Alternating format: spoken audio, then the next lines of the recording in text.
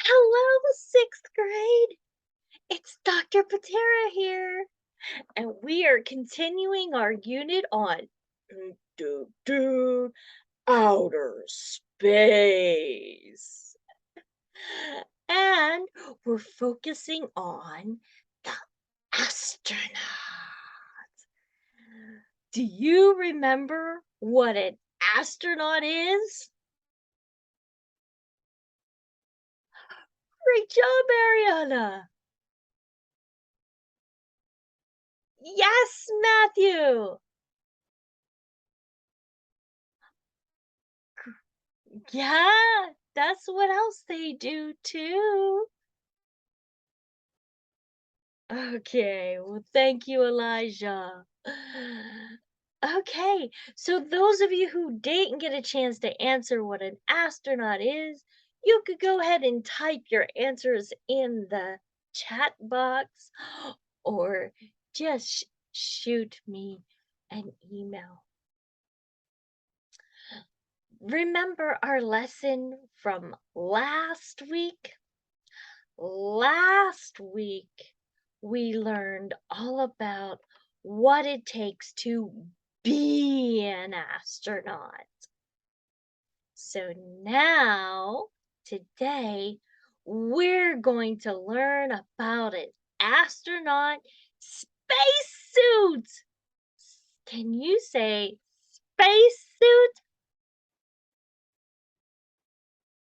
Yeah, let me hear it louder. Spacesuit. One more time. Spacesuit.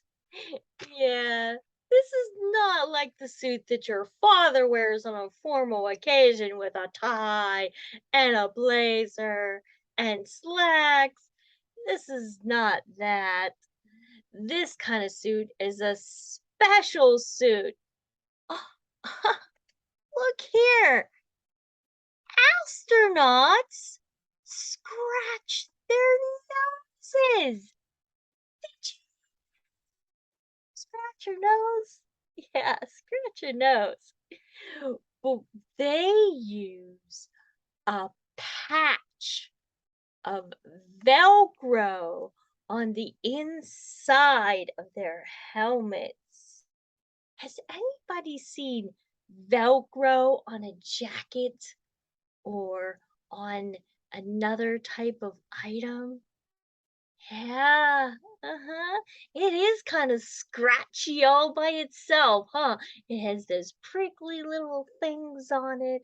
Well, this Velcro is right on their helmets, and they can just rub their noses up against it and scratch it. An astronaut an astronaut on a spacewalk outside the International Space Station wears a special suit called an extra vehicular mobile unit, or EMU. Can you say emu? Emu. Yeah.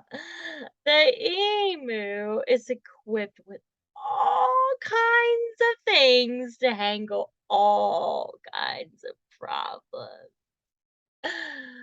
For instance, the gold visor. Woo! The gold visor helps to protect an astronaut's eyes from the glaring sun. Have you ever been out on a sunny day? Yeah, and that sun was so bright you had to cover your eyes. Well, imagine these astronauts are closer to the sun than you are. You're way up in space, so they need something to protect their eyes. Lights!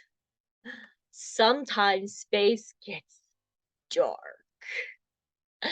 And so astronauts need a flashlight to see.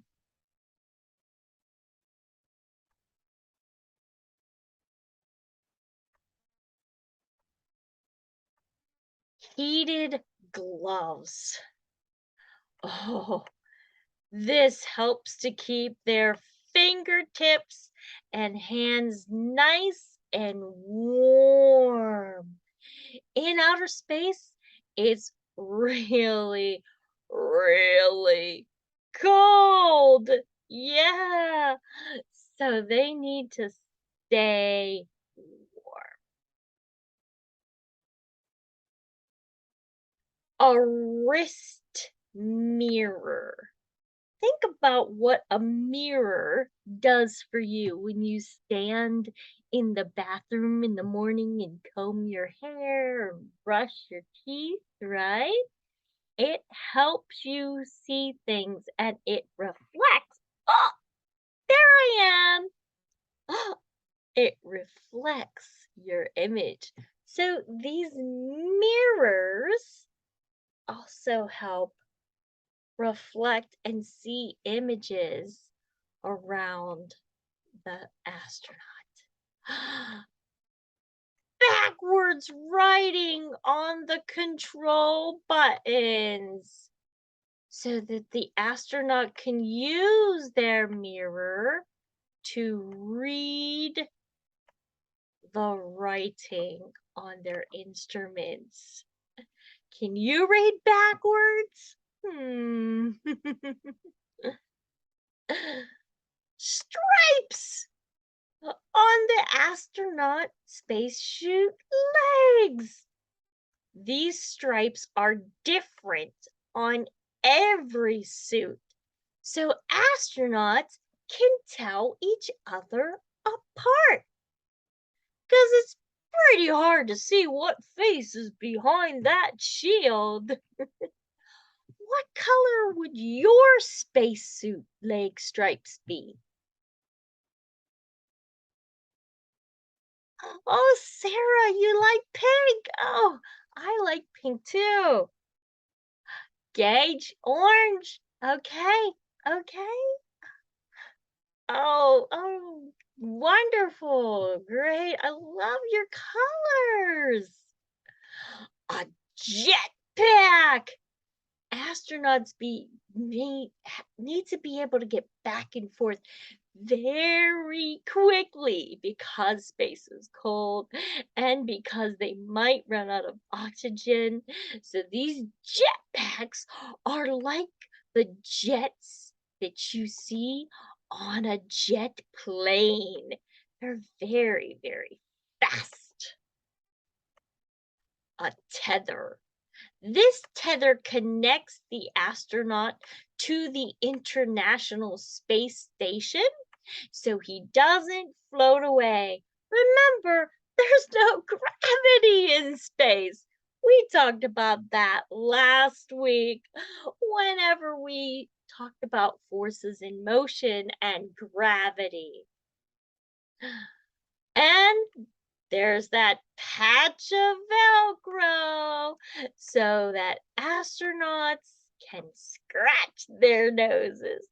Scratch your nose. Now we're going to be learning more about an astronaut's suit by focusing in an astronaut's gloves. How many of you have worn gloves in the wintertime? Yeah, I love my gloves too, right? They keep me warm. Oh, I love my gloves. Yeah. Oh, astronauts also wear special gloves to keep their hands warm. But how many of you have tried to do simple tasks with your winter gloves? Yeah, pretty hard, huh? Yeah, well, we're going to find out how hard it is for an astronaut to do their job in space with their astronaut gloves. So you're going to need some winter gloves. Make sure the ones that they don't have fingerless gloves, right? You've got to have fingers. find a shoe. I'm sure everybody has shoes with laces on them. Go. Find some coins. So we have quarters, nickels, dimes, and pennies. You need to have 5 of one kind. How many? Yeah, 5. So 5 pennies, 5 quarters, 5 dimes, or 5 nickels. Yeah. Then you need to look for some coin wrappers. These are coin wrappers. Yeah. They're used to collect coins and to make it easier for a bank to count the coins and put them in order. Okay. And then you are going to need a deck of playing cards and a screw, a washer. So this is the screw part. This is the washer and a nut. This is a nut. Okay, so you're going to need to gather those items together and then meet me back here in about 10 minutes, okay? So at this point in time, the students would be gathering their materials and then coming back together. Okay, great. Got all your materials? Fantastic. I'm going to be dividing you into groups. However, first, let's talk about what you're going to be doing in your groups. So, one of you needs to be the timekeeper. If you have a stopwatch or if you have a phone that has a timer on it, a stopwatch on it, that is perfect. You can even use one of the um, hourglasses that I gave you from the lesson that we did in math the other day. Either anything is uh, good for this lesson. So, what you are going to do is first, you're going to use your bare hands with no gloves on them, right? And you're going to take your 5 coins, whatever 5 that you chose, and you're going to put them in the coin roller, and you're going to have one of your group members time you. So it'll be from the time that you have your items in your hand, you say go, and you put all 5 coins in the coin wrapper. Once you get the 5th coin in, you stop the timer and record the time on your worksheet. Let me show you this worksheet up close again. This is our hands-on at the space station student data sheet. Um, you're going to put your name and today's date. One of your members in your group can read the sentences out loud, and then you can ask questions if you don't understand the directions, and you're going to write your answers on the lines to each of the questions, and then you're going to write the times of each task in the chart. So now let's go back and look at the rest of our tasks and we'll go over that timesheet again. The next task you're going to do without gloves is to tie a shoe.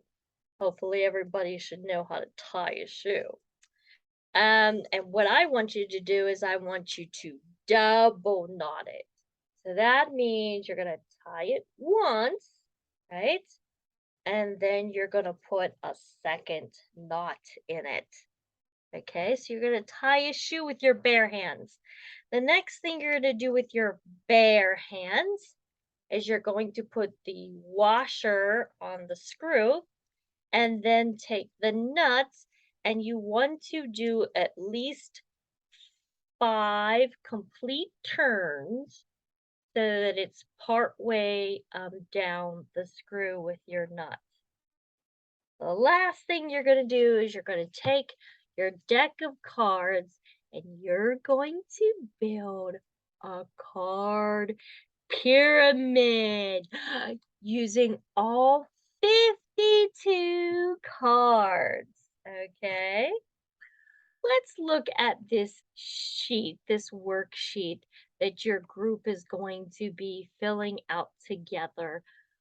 So question number one talks about how you felt about the challenge.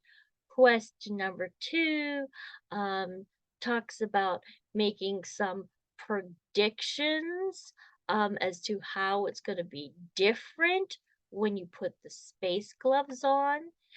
Question number three, you record your time without the gloves. Then you're going to put your space gloves on and you're going to do the same exact task that you did before, but this time wearing gloves. So again, you're going to do the 5 coins in a coin wrapper. You're going to tie the double knot on the shoes. You're going to assemble a screw and a bolt. You're going to build a pyramid with 52 playing cards, and it has one more task, which is to write your name on a piece of paper with a pen. Okay? So make sure that you time all of those, either using your stopwatch or a phone watch or the hourglass.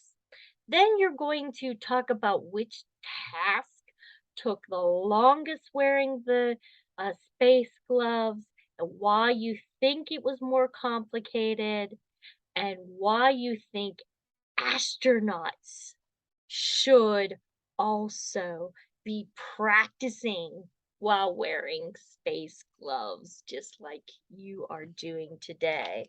Okay? So now I'm going to tell you what groups you are going to be in, and you're going to get started on your tasks, and I will come around and check on you and see how you are doing. So in group one, we're going to have Elijah, Sarah, Alexis, Levi, and Garen. In group two, we're going to have Ariana, Gage, Jaden, Mason, and Matthew. In group three, we're going to have Brianna, Blaze, Braylon, Alicia, Josephina, and Luther. And in group four, we're going to have Cohen, Micah, Adeline, Zavon, Kylie, and David. At this time, they would get into their groups and they would start the task and they would help each other with filling out the worksheet. Now, to provide differentiation, groups 1, 2, and 3 were all students who needed extra time.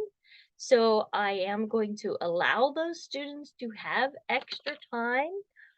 Group 4 were students who did not require extra time. So I'm going to give them an extra task to do to fill in the gap to accommodate for those students who will be done early. In group 1, we have Sarah that has a learning disability, both for reading and for math. So I'm going to allow her to use counters, physical counters, to count out the difference in time. And also, um, I'm going to allow her to read one of the uh, questions, instructions out loud and rephrase it to make sure that she understood the directions. Um, and in working with those other students, especially the one that is at the advanced level, she has a peer in her group that can help her. In group two, we have Jaden, who also has a reading and math, a learning disability. So again, I will allow him to use counters. I'll make sure that he is reading, taking turns to read those directions out loud and rephrasing them and asking questions for clarifications if he doesn't understand. Also in that group is Matthew, who may or may not need some extra help to reach the mastery. Um, so um, w- he is going to be working in a group. So I do believe he will be able to learn from the other peers in his group, especially the one that is advanced in his group, who is Ariana, so she'll be the leader. In group three, we have Blaze, who may or may not be able to reach mastery, but he is grouped with Brianna, who is the leader of that one. She's advanced. Um, and then we have Alicia, who will need counters because she has a math um, learning disability. And in that group, we also have Luther, and him and Alicia can work with the counters together. And Luther also has a reading disability, so I will make sure that he is reading aloud the directions and asking clarification questions. For group four, we have Kylie and Adeline, who may not be able to reach mastery for the next progress level. But I have grouped them with some of the higher learning children like Cohen and Micah and Zavon and David. Um, so they'll be learning from each other and helping each other, which should help them reach mastery. Now, when all the students are done with their task, I'm going to gather them all together and I'm going to start discussing with them. And what I will be asking them to discuss is, first of all, the results of their experiments, the difference in time. I'll be asking them to say aloud what their results were with as far as which task took the longest time and why they think that was and why they think it's important for astronauts to practice wearing space gloves. And then I will reconnect that with just reinforcing um, the uh, the lesson that we were talking about an astronaut's spacesuit and all the things that astronauts have to wear. And then I will end the lesson by saying, well, what have you learned today? What were some of your most surprising things that you learned? And what were some things that you still want to learn about this topic? And then finally, I will let them know what the next lesson will be by saying next time we're going to learn about food in outer space. All right, so thank you. I hope you enjoyed this lesson.